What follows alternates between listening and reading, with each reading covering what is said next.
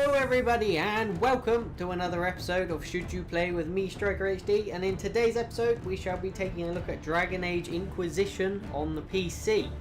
Now, I quickly have to apologise for not uploading any videos within like months. I basically am a lazy bastard and didn't get around to it, and yeah, so there we go. Anyway, I'm back and I've got plenty lined up. So if you do enjoy this video, and hopefully you do, please leave a like and a comment, and if you don't enjoy it, leave me a comment telling me how I can improve. That would be very much welcome. So, without further ado, let's get into the introduction. Now if you're unfamiliar with the series, I basically go through the introduction of the game. It's kind of like an overview, the platform release dates and things, as well as the options, because it being a PC title, we want to quickly look at the graphics options, audio options, key rebinds, etc. Then I'll go into the actual contents of the game, what you can expect to actually be playing when you purchase the game, so different modes, the game mechanics as well, and then I'll conclude and also touch upon the actual graphics in the game and the audio quality and things like that. So, let's go! Finally, we'll get into it. Yeah, if you're unfamiliar with the Dragon Age series, this is the third in the series. It's developed by Bioware, who you might be familiar with from their Mass Effect series, which is also very good. It's published by the infamous EA, who recently seem to have fucked up their ideas. So that's kind of a hint for what's to come in this video. Genre-wise, it's pretty much a third-person tactical open-world RPG, and yes, I did say open-world, the previous Dragon Ages weren't. This one is, to a most extent. You can go fast travel between places, you wouldn't walk between everywhere, like in something like Far Cry or Grand Theft Auto, but at the same time it is technically open-world. It's also third-person, but there is a tactical camera, which is an addition brought back from the original Dragon Age, which people were fans of. And that basically, I'll show you in the game, it zooms out. You've probably seen it in a lot of the trailers and things, and you can kind of plan some attacks. It's not too in-depth, but it's good that it's there anyway. Platforms-wise, you've got the PC, the Xbox One, and the PS4. And then release dates, in North America it was the 18th of November, and in the EU it was the 21st November. I apologise for not having any other dates or any other platform info, but I'm done, so take that.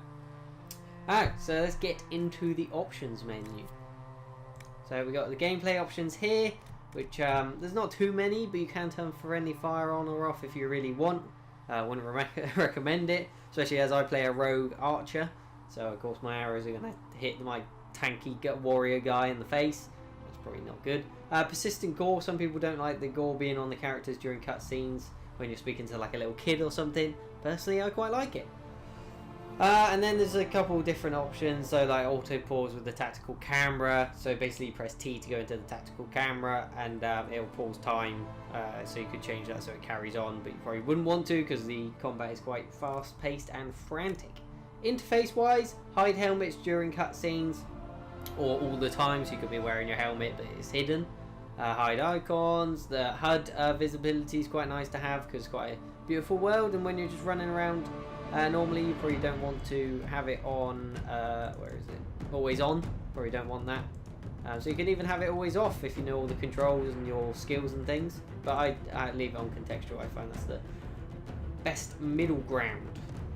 And then you've got things like your quest trackers, and then the floating text. I mean, it is quite similar to an MMO, and you'll see that in the game. So you've got things like the damage dealt text popping up, like in World of Warcraft and loads of other MMOs. And then combat does feel very MMO-ish, as you'll find out. I didn't make any changes, so don't lie. Controls. Now, you can invert all the Y and X axis if you're weird. No offense. Mouse sensitivity and things. Also, center camera. The camera's okay, but to turn it around independently, you hold down the left mouse button, and to turn your character with it, you hold down the right mouse button. I don't really like it. I kind of recommend using this with a controller, but then there's so many skills and things, again, MMO, RPG-esque, that I stick to the mouse and keyboard, even if it's kind of inconvenient, especially for the tactical view, which is my main controller problem with this game, as you'll find out. Mouse smoothing as well, don't turn that on, because that would be silly. Audio-wise, separate audio sliders, very nice to see. I have this on home theatre, that is incorrect at the moment, but I won't change it, so you can change it to headphones and things. Subtitles, again, you can change whether they're on all the time, just conversations. I think this is all the time with ambient as well, so that's the people who just walk past and they're chatting about. And then languages for subtitles and voices, which I believe in the English one there is only English. Display-wise, you've got a full plethora of full-screen windowed or windowed borders and bordered, whatever, everything you need. And then all the resolution options, there's some funky ones here. You've got things like 1920 by 1200, and of course all the way up to your maximum monitor resolution, which for me would be 1440p. But for the purpose of video and my core frame rate, because it does hover around 40 to 50 at 1440p on max settings on the GTX 980 overclocked, which is what I got at the moment. And then vertical sync. But yeah, I'll leave it on 1080p because obviously I'll upload it in 1080p, so it's a bit pointless. And I want to get the 60 FPS if possible. And then gamma as well. Graphics API worth mentioning. It's obviously on DirectX 11 at the moment because, as I said, I'm using a GTX nvidia card. And if you're using an AMD card, you could choose Mantle on there. So that's always nice to see. Don't know the performance difference between Mantle and DirectX at the moment in this game. I will have to check that out.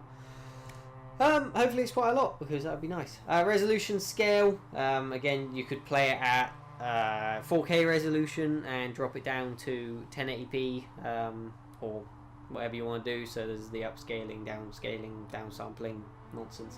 Graphics quality, you got your presets. Now everything here you see is on Ultra. There's some nice options actually. You got things like mesh quality, tessellation, which I love tessellation. I'm a big fan of tessellation. Tessellation is brilliant. It's nice to see more games putting it in at the moment. It just makes things, stick out. Feel like they've got actual texture to them. Anyway, texture quality. Okay, that's nice. Don't ask me what the difference is between fade touched and ultra. Fade touched. Fade. You have to assume it's the maximum because it's all the way to the right, and that would be logical, wouldn't it? Shadow quality, which is always something you can fiddle with, because most people don't notice the quality of shadows unless you've got something like nvidia's special smooth soft shadow crap. So you can always mess with them if you're not getting the best performance over. Terrain quality, vegetation quality, which is very nice, water quality. Oh, and by the way, this is using the Frostbite engine, which is of course what DICE use for Battlefield and EA now use for Need for Speed, probably most other games. I think Star Wars Battlefront's going to be using it as well. So it's a pretty good engine. Lots of options in it. It's kind of like Unreal Engine in most regards, to be fair. But it does mean that the water looks very good in this game. If you like your water, you'll probably like this game because of course it's the Battlefield water, which is looking pretty good.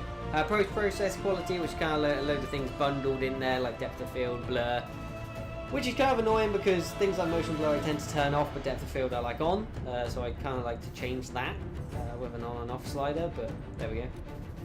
Ambient occlusion, HBAO is an nvidia thing, so it's always nice to see that.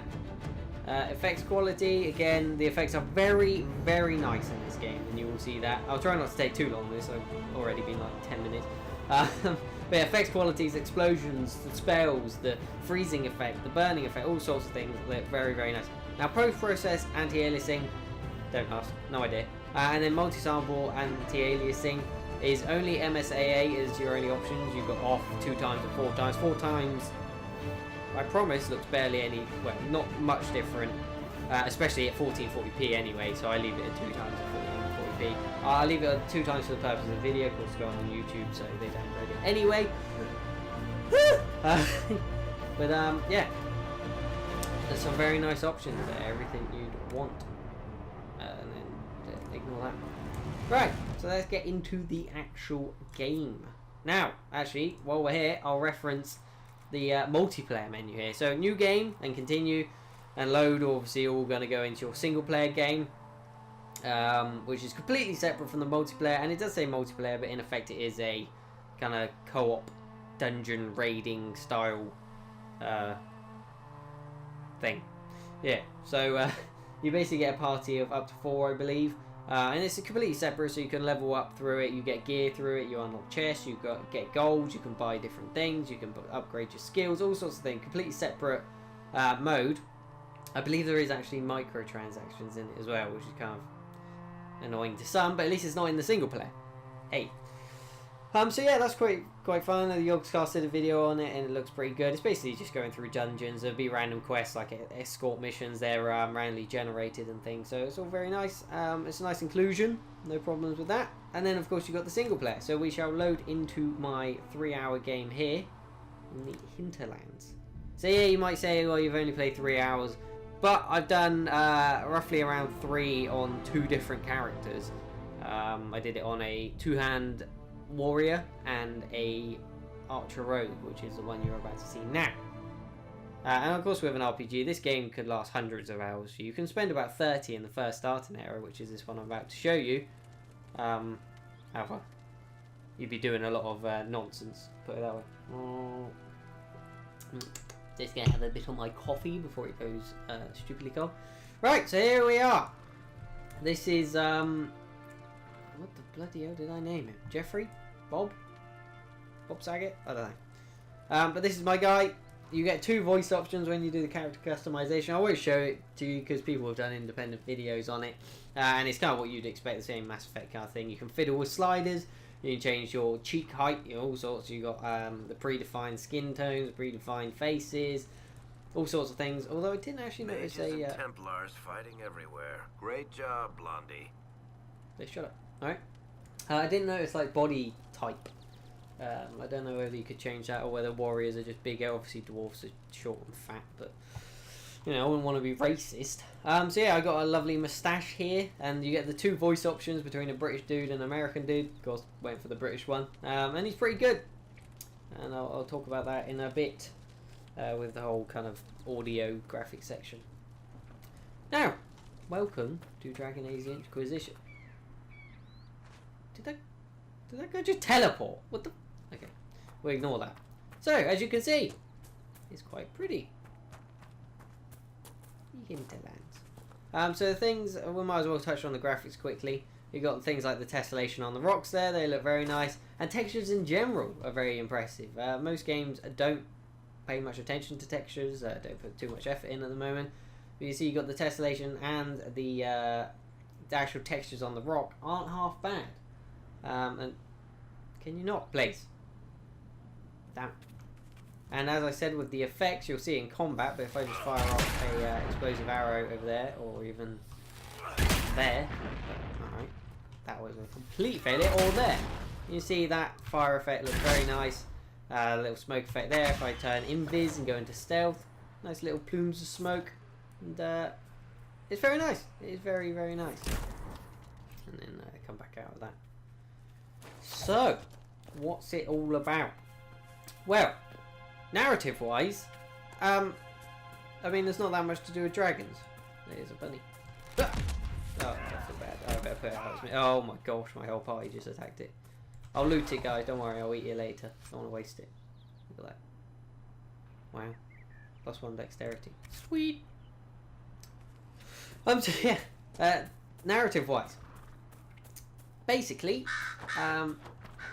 there's a big event that happens between the mages and Templars, and they're kind of going to a meeting to sort things out at the like High Council kind of building, and things go wrong. A massive explosion happens, and well, you can kind of guess what happens. Really, you're the sole survivor of the people who went up there. Of course, you suffer from amnesia, so you can't remember diddly squat. And you happen to have this green glowing hand.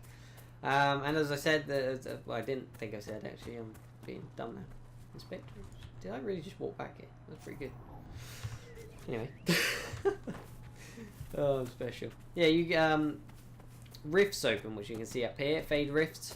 My quest at the moment is to close 1 more of them, which I will do in a second. I believe it's somewhere. Is it that one? Yeah, it's over there. So I'll actually waypoint that at the moment. And yeah, you have fled to the hills. Please don't. And you have the power to close them, basically. And let's get into a bit of combat. I mean, yeah, there's obviously a main bad guy and things who you discover down the way. There's different bosses, and they're all kind of like demon creatures that you're fighting. And yeah, I mean, obviously, again, with the RPG, the story doesn't really come to full fruition until later in the because there's a lot of side quests and things. The mages and the Templars has cost too many innocent lives. It's true.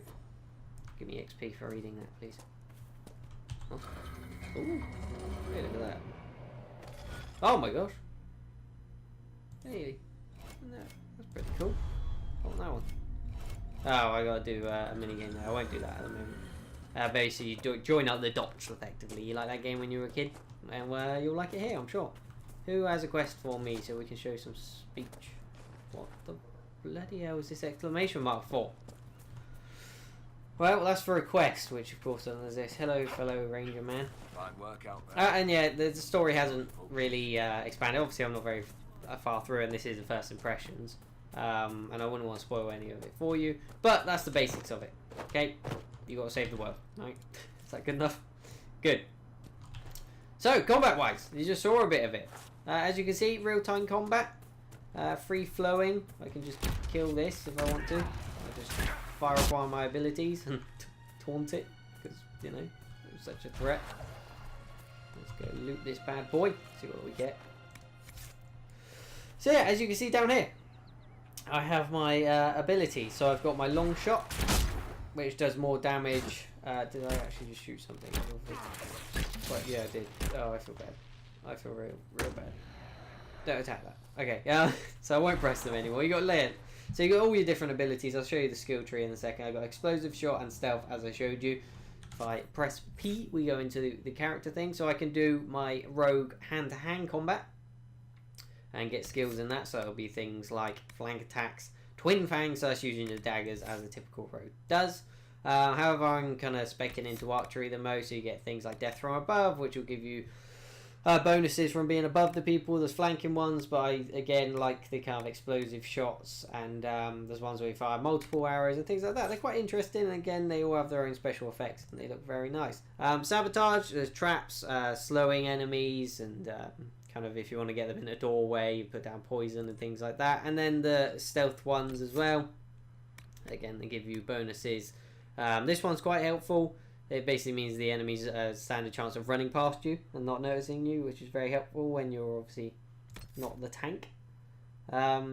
Tactics wise, this is mainly for your other party members, so you can choose which abilities they actually use, so you can kind of tell them not to use certain ones and to use certain ones.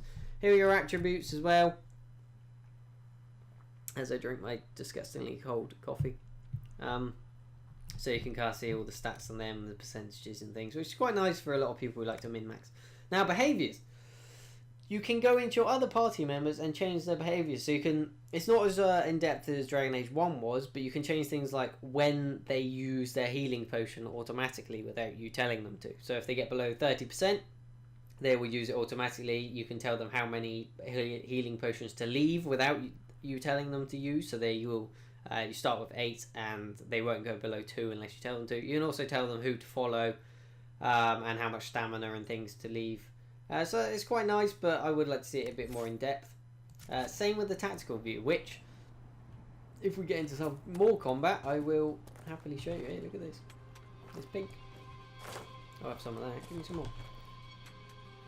I like it. I thought this was the stuff they were telling me was dangerous earlier, but hey, this looks friendly. Hey, bunny. Not every dwarf likes caves. What? You gotta like caves. For the precise reason you just said. Right, so we claim this land, as you see. Recruit Whittle wished us to find. So there you go. You are working for the Inquisition, which I failed to mention, which is basically formed to try and defeat these Fade Rifts and the evil that's coming to the world and all the demons and things that are coming through that. That looks nice. I'll take that. Thank you very much.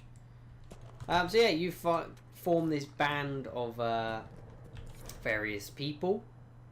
Oh no. It's not very nice, is it? Oh. He is very much dead. More than dead, in fact. So yeah, you form the Inquisition and basically a group of people who are looking to save the world, effectively. But you are kind of denounced by the Real World Council. So here we go. So, we press T. And now this is when the awkward controls come in. This is controlled with WASD. You got A and D will swivel. Is that right? Swivel, maybe. And then you can use the middle mouse to do the time control, and then you can. This is a right mouse, and then moving the right mouse or the left mouse, and I don't really know what's going on, to be honest. It's pretty awkward. You can easily switch between characters, which is nice. So if I go to my tank, she is automatically attacking someone, so obviously get her to attack that guy. Her skills are on cooldown at the moment. I don't know why I'm there, but you can do things like you can't queue up attacks, which kind of bugs me. But I'll get him to drop his slow down on them so they don't get to him. And get my mage has already used his skills, but really you want to do this just before you get into combat. But I will tell myself to move over there, so you can kind of tell them to move. But again, you can't queue things. You can only do one attack. You can tell them to attack one target. But the main reason you want to use it, besides the fact that it's actually quite cool and looks pretty nice, is if I hover over one of the enemies, you get some stats on them. It's so awkward. You just want to use middle mouse to zoom in, but you can't. You could probably change that, I hope, maybe. I haven't checked, actually. I didn't even look at the key rebindings, did I? I apologise for that. You can rebind them. So you can see this guy is chilled and taunted. So obviously there's environmental effects. You can also see their HP, their armour, their level, and just different statistics on them, like this guy's electricity vulnerability, which I didn't actually know. I don't know why. I guess he's got a lot of metal. So there you go. And then obviously the typical things up there. So it's not... Oh my gosh! I got wrecked. I go stealth. Stealth me. So yeah, it's not super in depth, but at the same time, it's better than nothing. Let's put it that way. So you have to use a potion. Again, the effects, the graphics and things, you can see are all very, very nice. Controls again, kind of awkward. Just use a controller if you've got a problem with that. I imagine it's fine with the amount of skills I've got at the moment, but when you get up to 8 skills, you basically have to switch between 2 sets of skills, which is pretty annoying to do on the controller. But a lot of people I've seen are playing it on the controller. Oh, sorry, bunny. Oh, gosh. They just slaughtered the bunny. I apologise, bunny. So yeah, that's the combat. Of course, I can just do this, and then suddenly I'm controlling the tank. And a two-handed warrior, or I can go to my mage, you know, pew, pew, pew. And all sorts of cool magey things. Mages are quite cool. Apart from, I will mention with the mage, you can't attack and move. You have to stop. So moving, attacking, and trying to move doesn't work. Oh gosh, I just shot him and now he's dead. I'm sorry. Okay, we can change to your dwarfy character, who's a ranged character. Of course, you pick up more heroes and things as you play through the game. So what is there to actually do in Dragon Age Inquisition? I've been talking about the contents of it. That guy's just faded away. Don't want to waste his body. That'd be mean. And we'll get this as well. So being an RPG, there's all the things you can imagine there is to do. A million different side quests, from things like, if I open my journal, you got the main quest line, which it won't be a spoiler because it's not that far from you. Basically, you have to gather power by doing different side quests and leveling up in order to then complete the main missions. So it kind of forces you to do some side missions, but they're not. You don't normally need to do too many. I've only been in this area a small amount of time. I've already gained 2 of the 4 power that I needed, and then of course it carries on and you can continue with the main story. And then the exclamation marks around the place are the side missions you can pick up.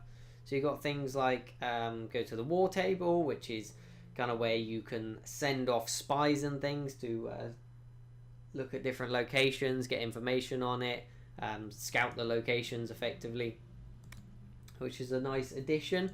Ones like this, which you got to find an item and then you can bring it back to the this lady that researches it for you. Again, grants you XP and things. Why is that now the tracked one? Don't do that. Which one do I want to track? I have no idea. Damn it. Master of Horses, again, you want to gather things for the Inquisition, as it says here. So you speak to this guy, you've got to do things for him to try and convince him to give you horses to fight the cause. Things like gathering supplies to, again, help the Inquisition, increase your power by giving your guys better weapons, gathering food for the Inquisition. Like I showed you earlier, putting your flag down to kind of stamp your mark on different caches, log places, mines, things like that. Everything you could imagine. This is just the main opening area. So, yeah. You see here, gathering materials to help with the Inquisition again. There's a lot to do. You could spend dozens of hours in the starting area alone. Would you want to? Well, that depends what kind of player you are. This is huge, this guy. Because the only issue that some people do tend to have with it is that you can quite easily become way too overpowered for the main story missions, because things don't scale, the enemies don't scale with your level. So if a story mission requires a level 4 and you've gone so far that in doing side quests and things and gained enough power that you are level 10, which is very possible, then you're going to do that mission and just walk through it like it's nothing. It will be arguably too easy. I mean, there wouldn't be too much chance of you dying, put it that way. So again, that's people's choices. I kind of like games that scale, but there we go, personal preference. So what else? Again, I've mentioned the visuals. You can see just by kind of watching the video, they're very impressive. You get some gnarly textures like here where you can kind of see it's obviously flat, but in terms of vegetation, there's not much pop in. It's nothing like Assassin's Creed Unity, let's put it that way.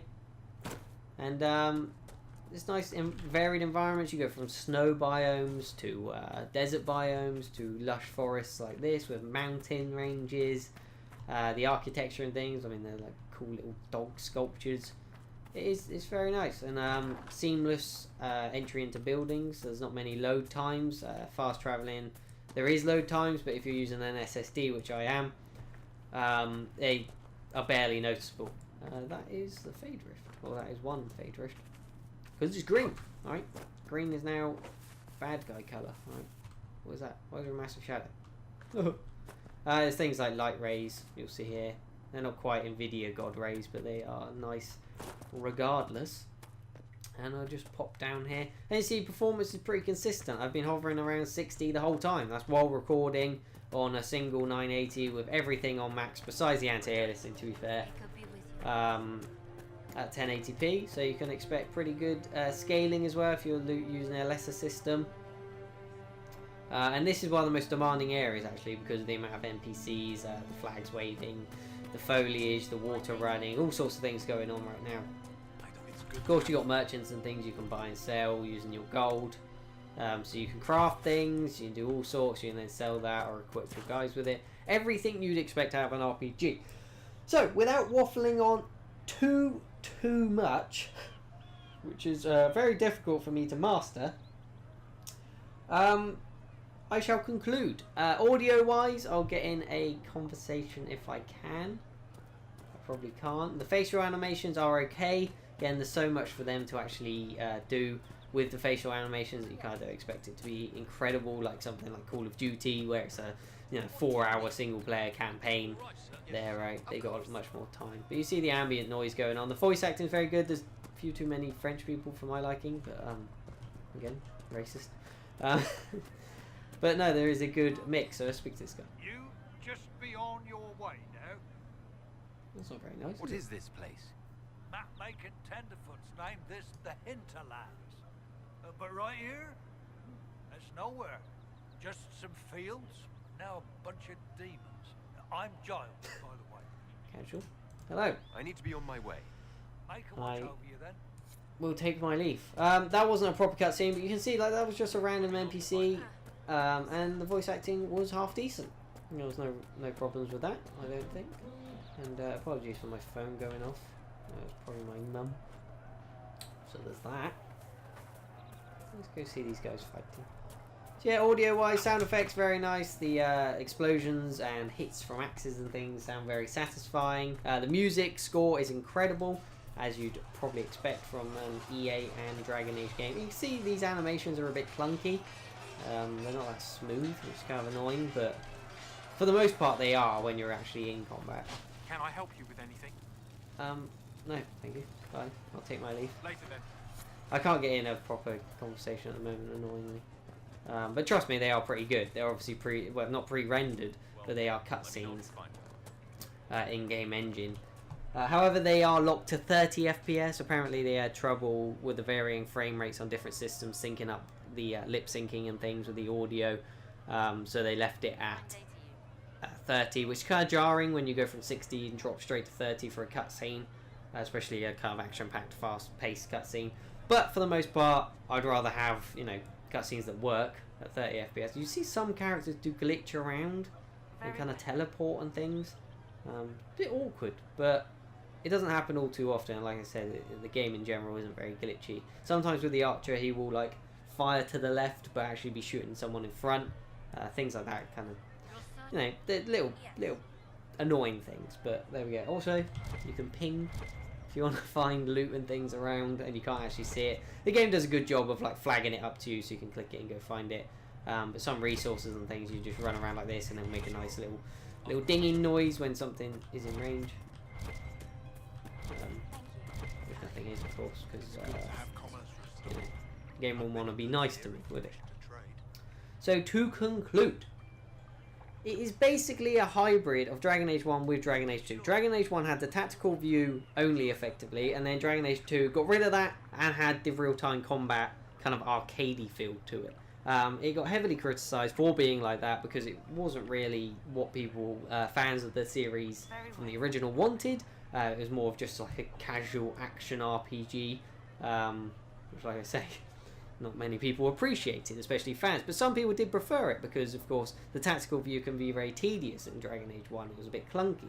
But this is effectively a hybrid, and you have to give kudos to EA and Bioware for trying to find a middle ground, trying to, you know, satisfy previous fans and also people who don't like one extreme or the other. And for me, I very much like the hybrid between the tactical camera, which isn't always necessary, but for some like boss fights and things, it does help.